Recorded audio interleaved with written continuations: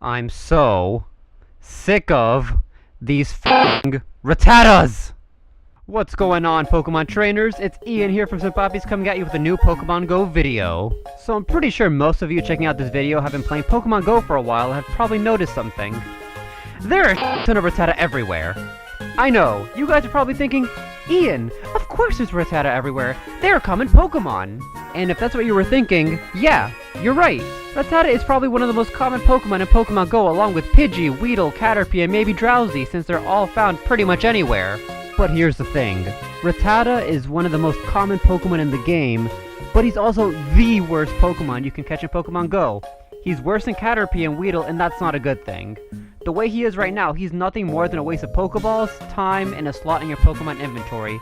You really shouldn't be catching him. By having such a common Pokemon like Rattata be so absolutely terrible, it makes the game experience for the average and above average player absolutely horrible. And before I get into the nitty gritty and all that good stuff, I'm gonna explain to you guys why Rattata is so fucking bad that it literally ruins the game at times. So let's get into it.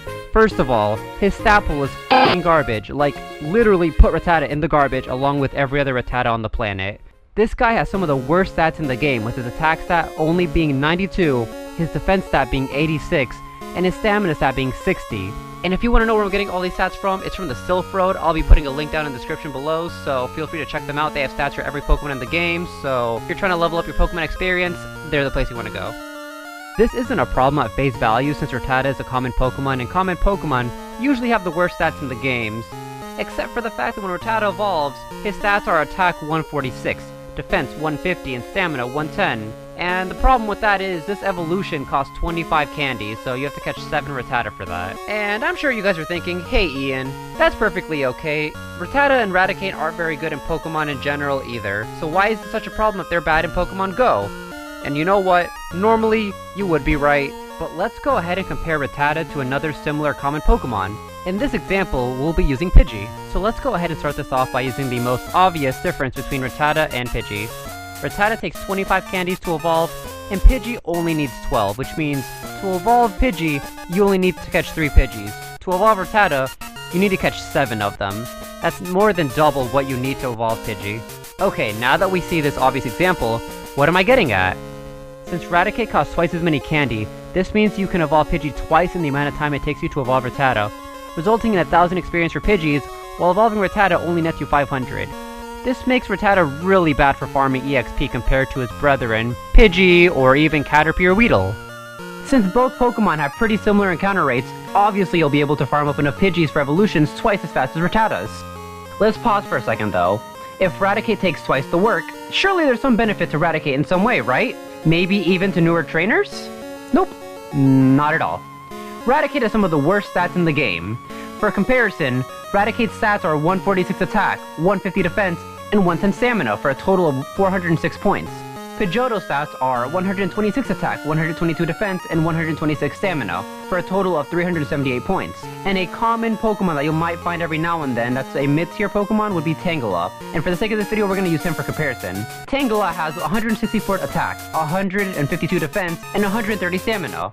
Side by side, it looks like Raticate is pretty much better stat-wise than Pidgeotto, and I'm just a fool. But let's look a little bit deeper. If you compare the stats by counting how many candy you pay per stat point, for Raticate you get 406 points at a cost of 25 candy. This means you're getting 16.24 points for each candy that you pay. While with Pidgeotto, you're getting 378 stats for 12 candies, which means you're getting 31.5 stat points per candy. You get nearly twice as many stat points per candy for Pidgeotto. And on top of that, you can also evolve Pidgeotto even further into Pidgeot. And while Pidgeot isn't that great of a Pokemon, at least his stat pool is decent, and he can be used as a filler Pokemon when you take a gym. So if you take a gym and you end up using all your powerful Pokemon, at least Pidgeot can be used as a defender for that gym. So what exactly is the purpose of this video? To bitch about how Rattata is? Well, yes actually. But also, I thought about how to make Rattata and Raticate a little bit less trash and detrimental to the average player's experience. The first and simpler way to make him better would be simply to make Raticate cost less to evolve, somewhere between 15 and 18 candy to justify how awful he is. The second and maybe more complicated way that might introduce balance issues would be to introduce Super Fang as one of Rattata or Raticate's possible moves. This would make Raticate useful for sieging gyms, since in the regular game, Super Fang does 50% of your current health, meaning Raticate can take down tankier Pokemon or at least kinda hurt them. Right now he's useless for gym battles, and he's useless for defending gyms, so this would make Raticate viable for something. Obviously Super Fang is a powerful ability, so it would be his charge-up attack and would require a lot of meter to use it. This would make Raticate high risk, high reward, because either you charge up the meter fast enough to use Super Fang before dying, or Raticate faints before he can use it and he's a useless slot in your party. This may end up being OP, so it could be tweaked to 40% of their current health, or 35%, or whatever it needs to be. But at least Raticate will have some use.